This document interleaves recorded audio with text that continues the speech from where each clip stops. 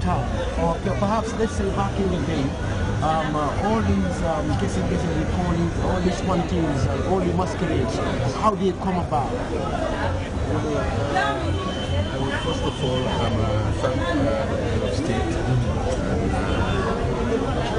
all other personalities who are actually movers of this planned carnival. As usual, I've been into this hunting thing since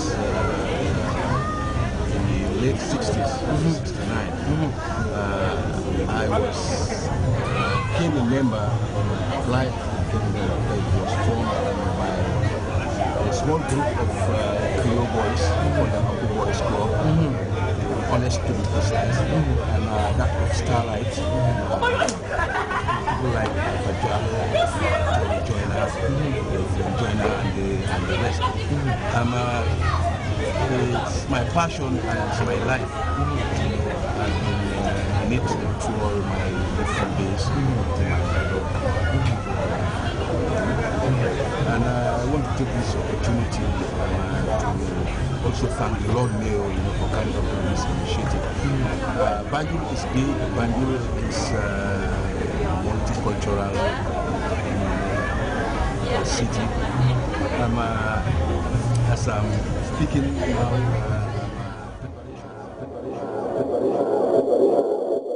see that actually continue, the good works we've been doing over the years. And I want to thank once again the head of state actually bringing us into the limelight, because we've been in the cold for quite long, especially the minority group, Creoles for that matter. We break the barrier sometime in the 70s to accommodate, because previously people who actually, a lot of them came from Sierra Leone. You have people like Grts, Grant, who was a prison warden for prisons, like James Williams,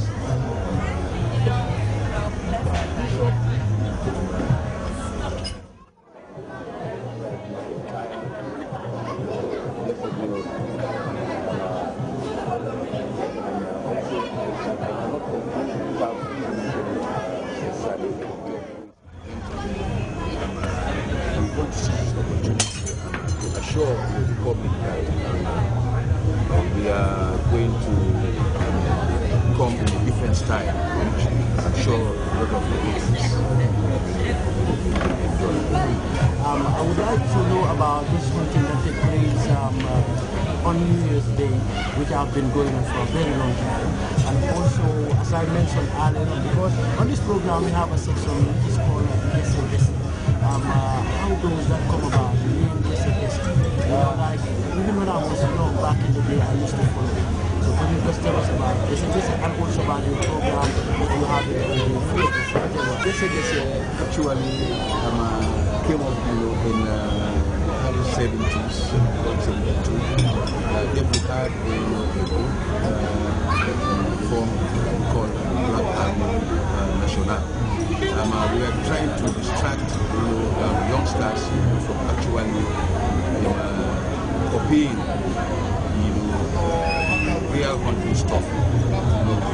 Somehow some traditional so we want them to deviate from this hunting thing, since they are not practicing it as we are doing. So we want to deviate and bring back the Bakalu, the Fiari, and the Abanshola. So after creating that, well, we saw that it was quite alright. It's embraced it. Also adults bring like. And we had a guy with us, his late guru, Francis Morens, after spending most of his time in the provinces on their public works, diesel mechanic transport section. After coming from postings that particular year, he said, oh, the provinces is nice. And then he started to sing for this waste beads that we call Jaljali or Jono or whatever. And then he was singing,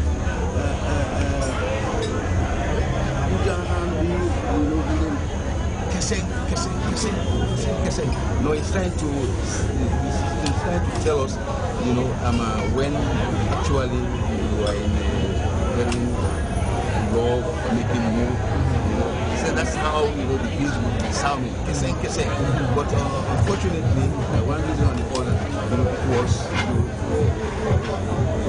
it was misconstrued. Instead of kese, everybody adopted kese. That's how this kese came about. And our program, it started for the 1st of January. Since the early 70s, we've been entertaining the community at our own cost. Even though at a point in time, we had so many elders who actually came to us and say, well, this is the only traditional masquerade we have. It's like the Kampuran is dying now, Mapara is dying now, the Igo, the Marigo, and all whatnot. So they say they want to come up with give us a helping hand so that we can sustain ourselves and see that this tradition is sustained for posterity. So they have formed a special committee that although they might not go through the rite of passage, but they say it's part and parcel of their culture. So they don't want to see it die out. So we owe a lot to them because they've been helping us, organizing us, exposing us, introducing us to bonus, like the shopping scope bodies, for example, QCell, FIB Bank. What are you planning? What exactly? We are coming up with 2 or 3 different species of animal that has never been That's the hunting, yeah? That's the hunting, yes. And this is when? This is going to be on the 1st of January. In where? At Federal Street. Yes. We might be joining, we will be joining the carnival on the 5th, but not with the golden stuff. The pelican off. Probably we call it fancy for the So and this is like Kumbaba doing the first, yeah? doing the first. And you're preparing? Yes, preparation, yes, of course. That was Mr. Wilkins telling us about the Kumbaba Hunting Society. They'll be doing their annual hunting celebration in Fitzgerald Street. And they're coming up with different surprises. We heard about the name Gese, where it comes from. Ladies and gentlemen, we also have, earlier on we spoke to her, but she just introduced herself to us, Nusrat Sise, who is a Gambian born in the UK.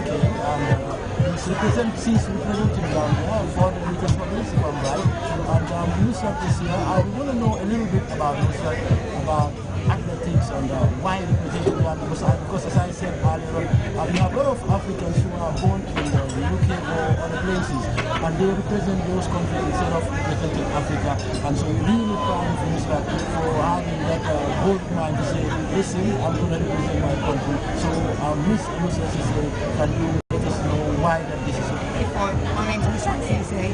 A few of you might know me, but those that don't, as Marcus said, by the way, thank you very much for inviting me to your show. I'm very happy to be here.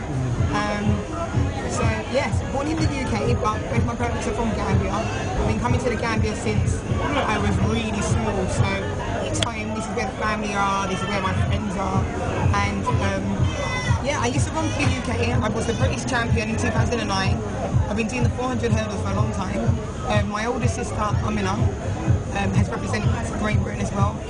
She went to the World Championships for Britain. Zainab, my younger sister, she's still representing Great Britain. She's a triple jumper.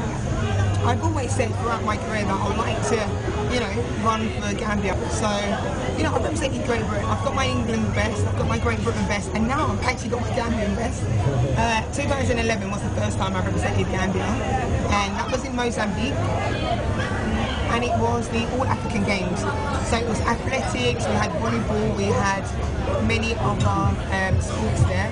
And then last year we went to Benin for the African Championships. So, it's an honour to